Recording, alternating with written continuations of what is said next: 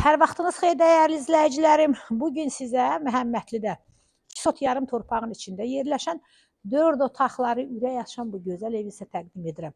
Əzizlərim, evimizin qiyməti 93 min manatdır. Real alıcı ilə qiymətdə razılaşma evi əs tərəfindən olur. Sənəti paket qufçadır. Evində torpağında qufçası var. Buyurun əzizlərim, evimizlə tanış olun.